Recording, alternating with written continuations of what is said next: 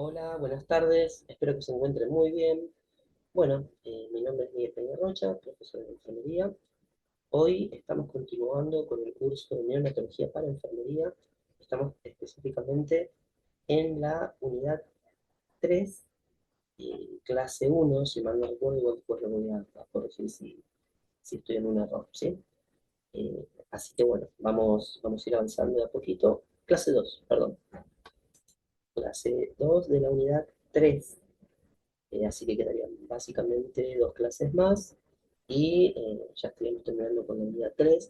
Estoy debiendo el examen de la unidad 2, que en la semana voy a intentar ya subirlo, así bueno, pueden avanzar con el examen y seguimos avanzando con las clases. Estas clases las estamos dando una vez por semana, la idea es, o bueno, en su defecto, una vez cada 15 días estaremos subiendo esta clase grabada, ¿sí? Así que bueno, ahora voy a poner el PowerPoint y voy a compartir el PowerPoint y vamos a empezar con la clase, ¿sí?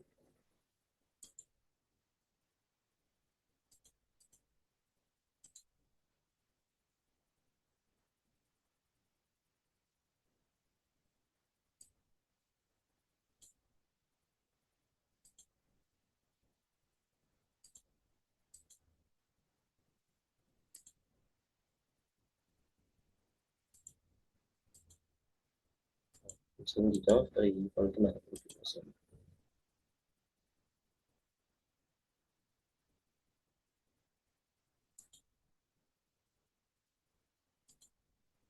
Ahí está. Bueno, problemas respiratorios en neonatología, ¿sí?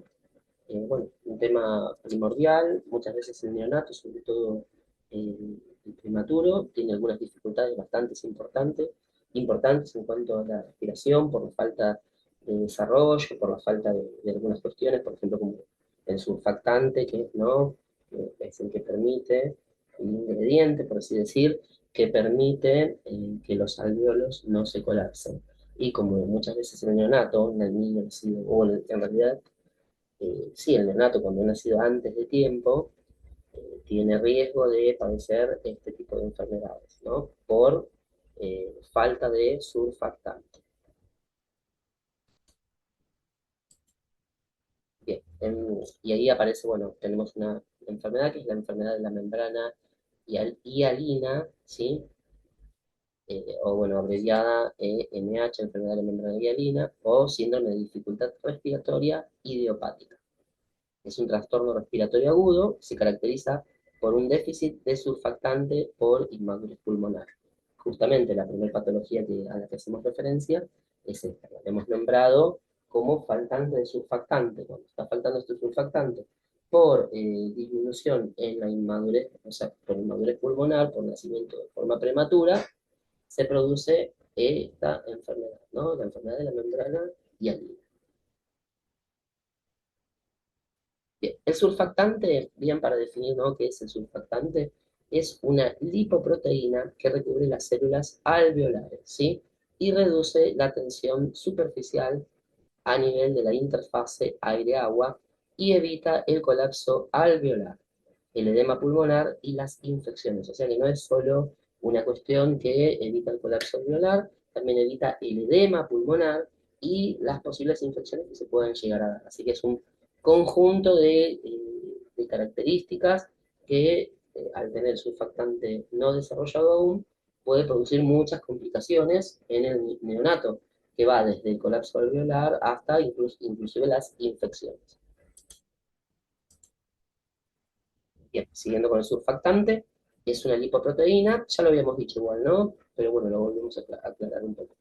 Que recubre las células alveolares y reduce la tensión superficial a nivel de la interfase aire-agua. A ver, esperen que quiero verificar si estoy grabando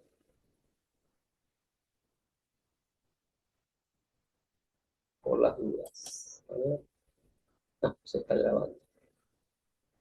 Perfecto, era una duda que me surgió de vuelta. Algunas manifestaciones de la enfermedad de la membrana hialina, esas son manifestaciones tempranas. Lo primero que vamos a ver, primero tenemos que tener en cuenta la edad gestacional del neonato. Si es un niño que ha nacido de forma prematura, siempre vamos a inferir, pensar que podemos estar hablando que estamos pensando en la aparición de la enfermedad de la membrana hialina, ¿sí? Y bueno, sumado a esto, ¿sí? El neonato presenta disnea creciente, cianosis, taquipnea, estridor o aleteo nasal, ahí vamos a estar pensando más fehacientemente que estamos hablando de enfermedad de membrana hialina, ¿sí? Sumado a que es un niño que ha nacido antes de tiempo, de forma prematura. Algunas causas, ¿no? De etiología: niños pretérminos, cesáreas, hipoxia fetal, diabetes, ¿no? Diabetes materna, incompatibilidad sanguíneo materno-fetal, ¿sí? Del 0 RH positivo, hemorragia anteparto o intraparto, hacia antes del parto o durante el parto, ¿no? Hijos previos con enfermedad de la membrana hialina y segundo, niño gemelar. Manifestaciones clínicas, algo habíamos nombrado al principio, hacemos referencia a estas, ¿no? Disnea creciente, cianosis, taquipnea, estridor y aleteo nasal. Acá es un poco más amplio, ampliando, ¿no? El concepto de las manifestaciones clínicas: tejido respiratorio, polipnea, bradipnea cuando el niño empeora, o sea, pasar de frecuencia respiratoria muy elevada y profunda, ¿no? O elevadas, normalidades y superficiales, pasaríamos a bradipnea, cuando va empeorando el cuadro. Cianosis, puntuación de Silverman-Anderson moderada a grave, y disminución o ausencia de mullo vesicular. Continuamos con las manifestaciones clínicas: edema periférico, oliguria, distensión abdominal y depresión neurológica. El estado neurológico se va a ver afectado principalmente por la falta de oxígeno, la oxigenación inadecuada. Bueno, para determinar bien el agravamiento de la enfermedad, este va a ocurrir con el paso del tiempo, de las horas, va a haber disnea, ¿sí? Puede llegar a la apnea, insuficiencia respiratoria grave, y también se acompaña de asfixia, secundaria al empeoramiento del cuadro. Todo esto va a llevar a que debamos realizar intubación y asistencia respiratoria mecánica al neonato, en cuanto a lo que es el agravamiento de la enfermedad. Algunos exámenes complementarios: gasometría, hemoglobina y hematocrito, coagulograma, glicemia, ionograma y radiografía de tórax. Acá está la vista frontal de lo que es una radiografía de tórax en enfermedad de la membrana hialina grado 1. No voy a especificar qué se ve acá, pero bueno, porque no soy radiólogo, pero bueno, es más que nada como para que vean la imagen, ¿sí? Categoría diagnóstica: hay deterioro del intercambio gaseoso, igual ahora lo vamos a ver en profundidad, ¿sí? Respuesta disfuncional al destete del ventilador, deterioro del intercambio gaseoso, ¿no? Oxígeno y dióxido de carbono principalmente, va a faltar oxígeno en sangre.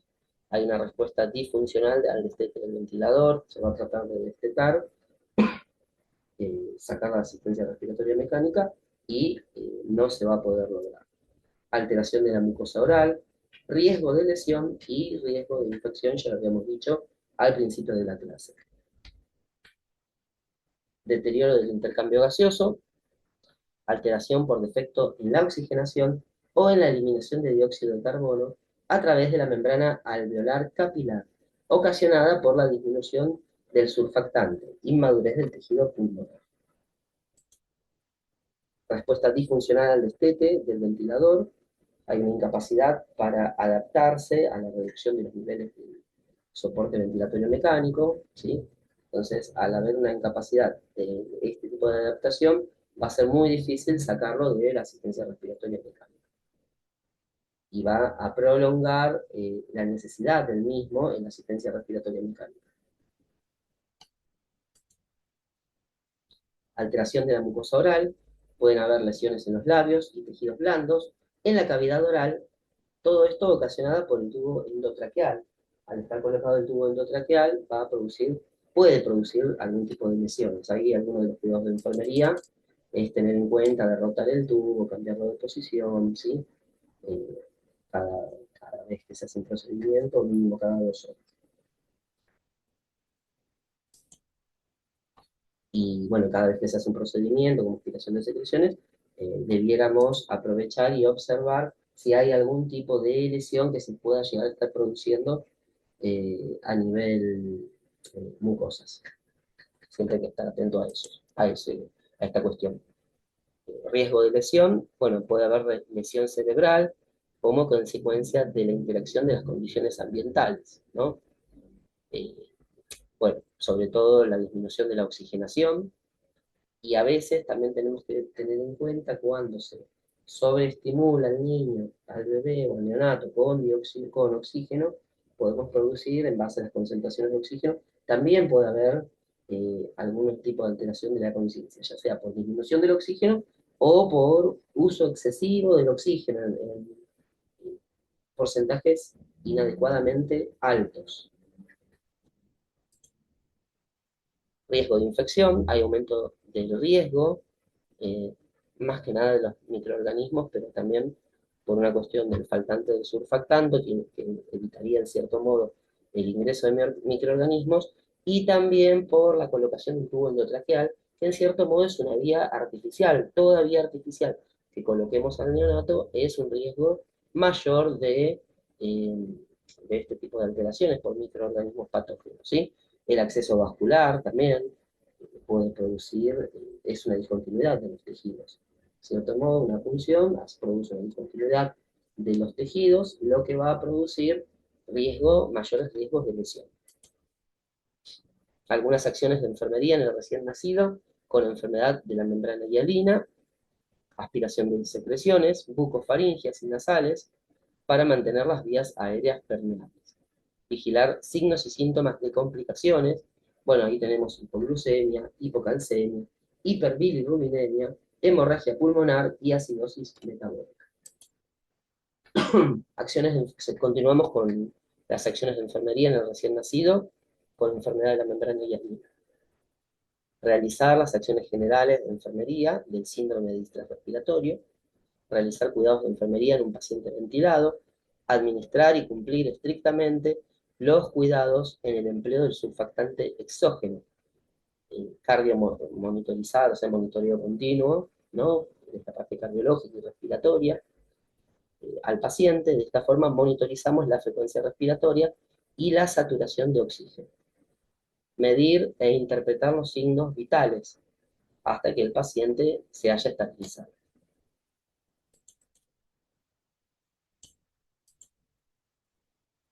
Bien, continuamos con las acciones para el recién nacido con enfermedad de la membrana hialina.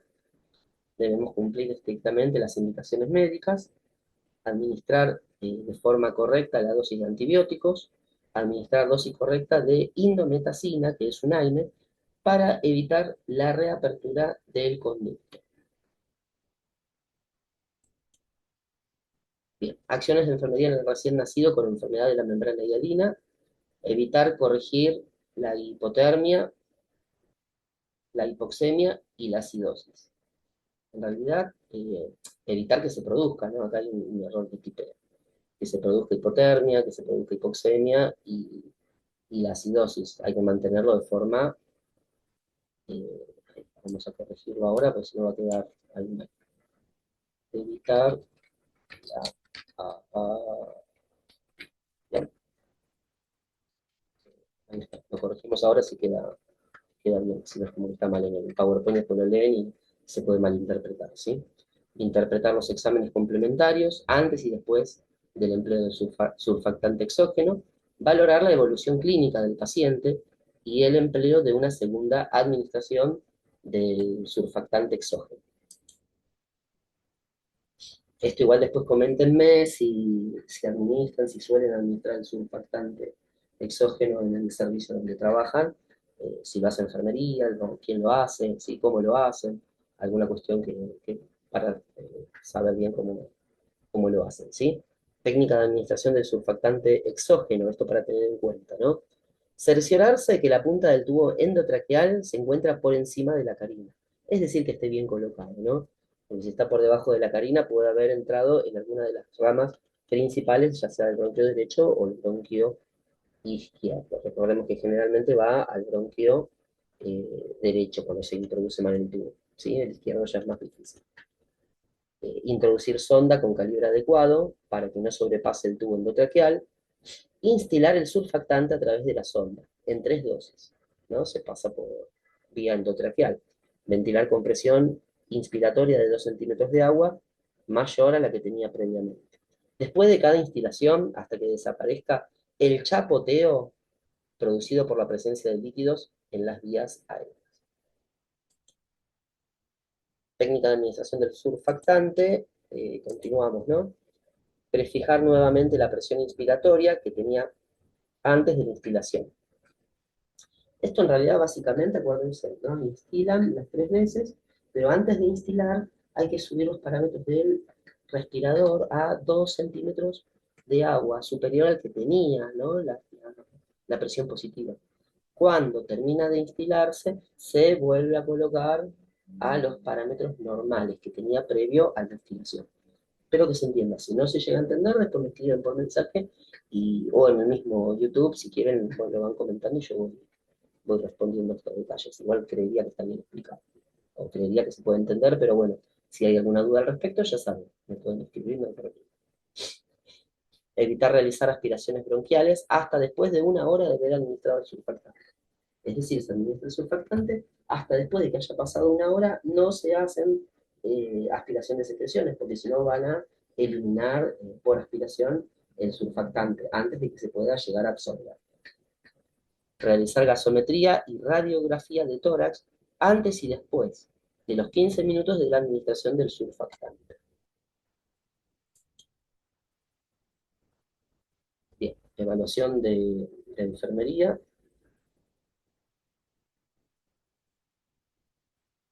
El pronóstico de estos pacientes está en dependencia de las condiciones del nacimiento, la edad gestacional, el peso y la calidad de los cuidados asistenciales.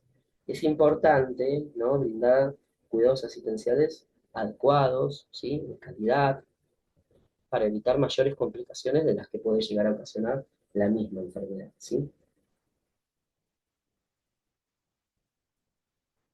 Bien, la mortalidad se produce fundamentalmente por complicaciones que se presentan debido a la prolongación de la ventilación. A mayor tiempo de ventilación mecánica, mayor riesgo de mortalidad, ¿sí? Sobre todo en estos niños que y que están inmaduros desde la parte respiratoria, neurológica y muchas otras cuestiones que pueden complicar mayormente el cuadro. La enfermedad de la membrana hialina es la primera causa de mortalidad de prematuros, a pesar de que la ventilación, el uso de corticoides maternos y el empleo de surfactante exógeno han aumentado la supervivencia en estos casos.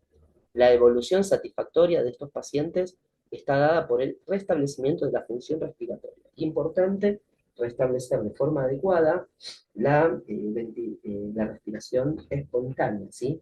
Que esté en asistencia respiratoria mecánica si lo necesita, si lo requiere, pero por un tiempo determinado, generalmente lo más corto posible para evitar mayores complicaciones como la infección. Imaginemos en un niño recién nacido, un neonato, que aparte de tener este problema en cuanto a alteración respiratoria, le sobreagregamos un problema en cuanto a una infección, después vamos a ver la clase de infección, que es la clase que ya tengo preparada para el próximo encuentro. No voy a ahondar mucho en eso ahora. Pero bueno, todo eso, esas complicaciones pueden llegar a producir un deterioro bastante importante en el neonato, produciendo el deceso del niño.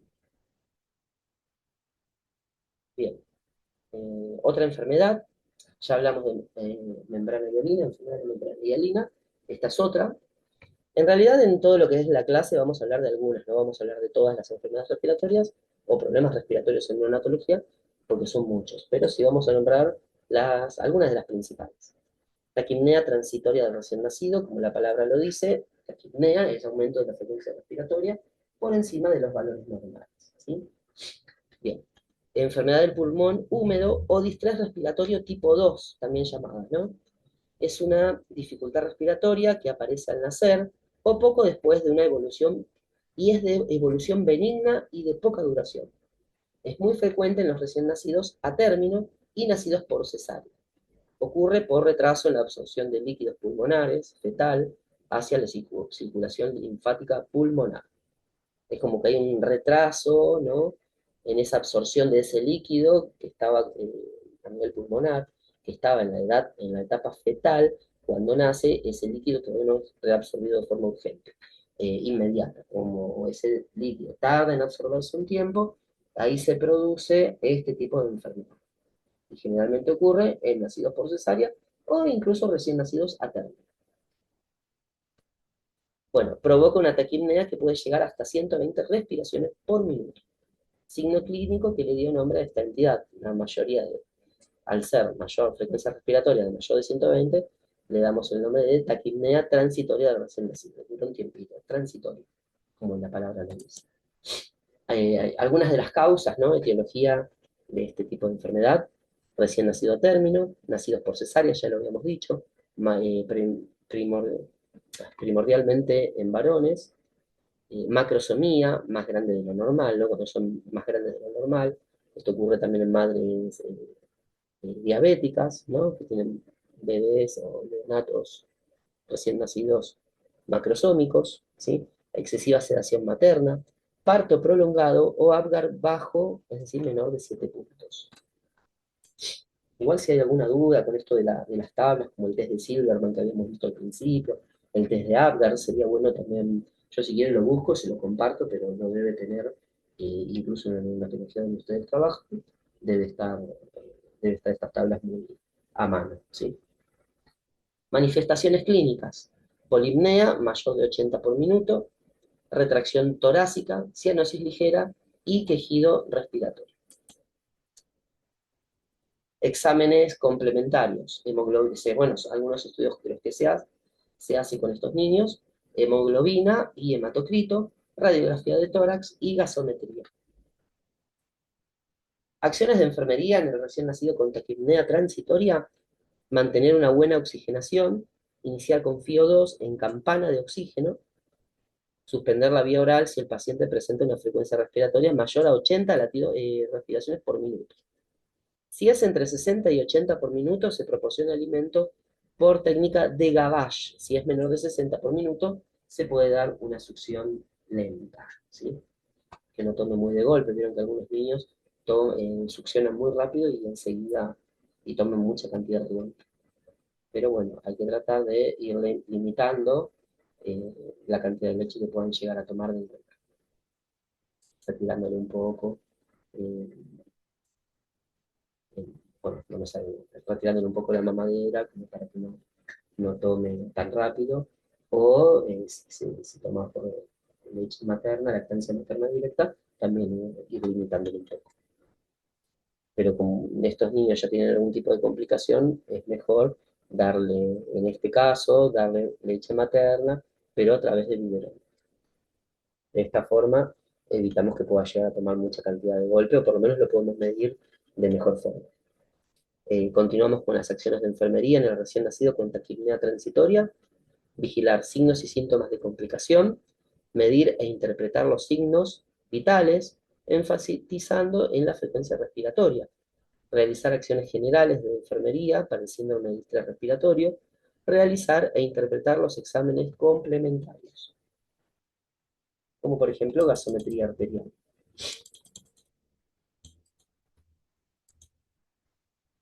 Otra enfermedad que puede ser víctima el neonato, enfermedad, no, problema respiratorio en neonatología: síndrome de aspiración meconial. Es una dificultad respiratoria debido a la aspiración bronquioalveolar de meconio del feto anteparto, que puede producirse en el anteparto o durante el trabajo de parto. Se aloja en los alveolos y bronquiolos.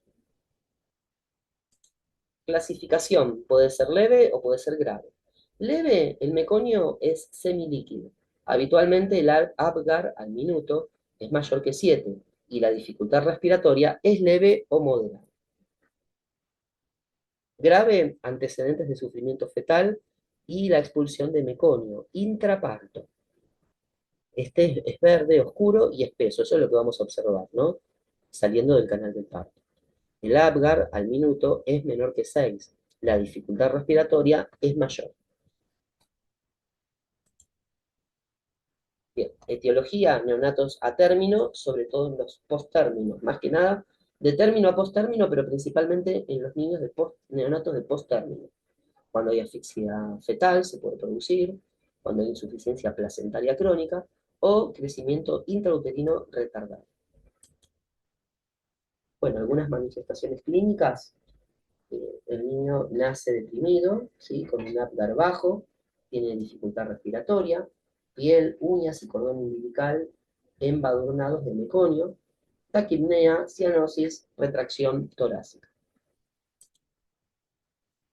Exámenes complementarios que se le hace al neonato: gasometría, coagulograma, glicemia, hemoglobina y hematocrito. Además, radiografías de tórax. Acciones de enfermería en el recién nacido con síndrome, seguimos con las acciones de enfermería: realizar laringoscopía directa y aspirar secreciones de la orofaringe y la tráquea. De esta forma podemos retirar el meconio que pueda llegar a estar presente. Control de la temperatura corporal, mantenerlo con una fuente de calor apropiada. Realizar fisioterapia no enérgica para no expandir el meconio por los bronquios.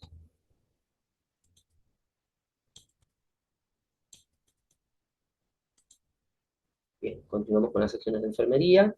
Se debe administrar oxígeno húmedo y tibio y comenzar la alimentación por vía oral cuando la taquipnea es ligera, ausencia de contenido, no haya contenido gástrico y estén presentes los ruidos hidroaéreos.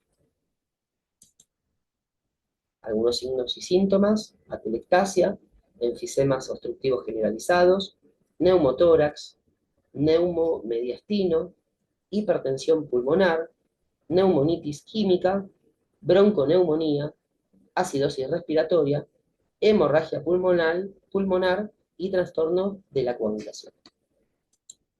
Bien, hasta acá con el problema del meconio, con la enfermedad respiratoria meconial, y ahora pasamos a otra patología muy habitual en neonatología: neumonía neonatal. Es una entidad de lesiones inflamatorias que se localizan en el pulmón debido a un proceso infeccioso. Se la clasifica en neumonía connatal y neumonía postnatal o adquirida. La connatal es la infección adquirida por el recién nacido antes de nacer, producto de la colonización del líquido amniótico con la flora vaginal. La neumonía postnatal o adquirida, asociada a la infección por gérmenes intrahospitalarios después del nacimiento. Es muy frecuente en las unidades de cuidados especiales neonatales. La etiología de la connatal, es decir, esta, ¿no? Neumonía connatal, que es la infección adquirida por el recién nacido antes de nacer, ¿sí? La etiología de la connotal puede ser ruptura prematura de membranas, más de 12 horas, vaginosis, fiebre intraparto, útero adverso, leucocitosis, líquido amniótico, fétido y purulento, trabajo de parto prolongado y partos prematuros. La etiología postnatal: mala técnica de aspiración, mal lavado de mano, o sea, mala higiene de manos inadecuada, septicemia generalizada, contacto con flumitas contaminados, inhalación de microorganismos por el tracto respiratorio, ventilación mecánica prolongada y medio aséptico. Manifestaciones clínicas, ¿sí? Apnea, dificultad respiratoria, hipotónicos, o sea, movimientos hipotónicos, ¿no? Cianosis, disminución de los reflejos primarios, algunas acciones de enfermería, algunas intervenciones de enfermería: realizar fisioterapia y cambios posturales para remover las secreciones, de esta forma también se evitan las atelectasias; realizar las acciones generales de enfermería en el síndrome de distrés respiratorio; realizar los cuidados de enfermería en un paciente ventilado, porque ya que muchos de estos pacientes con neumonía requieren ventilación mecánica. Bien, también debemos medir e interpretar los signos vitales de forma periódica, sobre todo la temperatura por la infección, cardiomonitorizar al paciente, aspirar al paciente cada vez que sea necesario y recoger muestras de secreciones para estudios bacteriológicos. Hasta acá terminamos con la clase. Muchas gracias. A ver un segundito.